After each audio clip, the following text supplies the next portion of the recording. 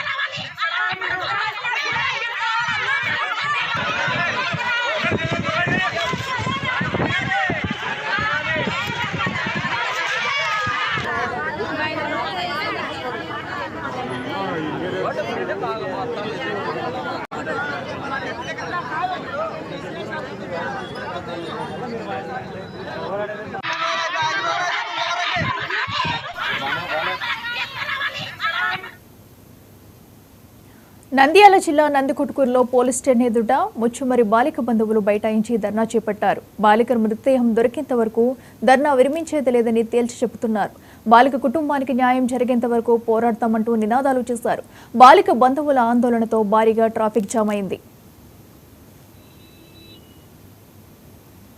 రైట్కి ఇదే అంశానికి సంబంధించి మరింత సమాచారం మా ప్రతినిధి మస్తాన్ అందిస్తారు. మస్తాన్, చెప్పండి.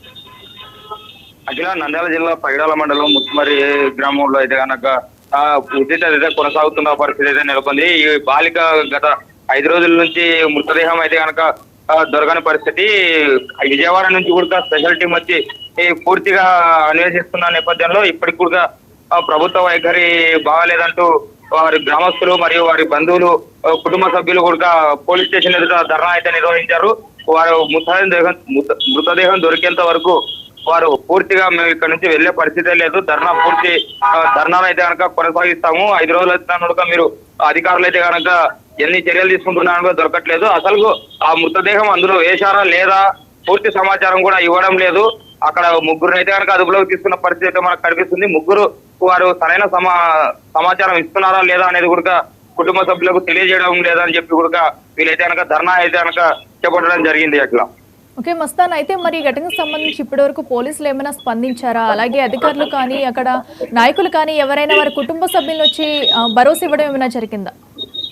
అఖిల ప్రస్తుతానికి అయితే కనుక స్థానిక ఎమ్మెల్యే కావచ్చు, అదేవిధంగా కలెక్టర్ మరియు ఎస్పీ ప్రతి ఒక్కరు అక్కడ విజిట్ చేయడం జరిగింది.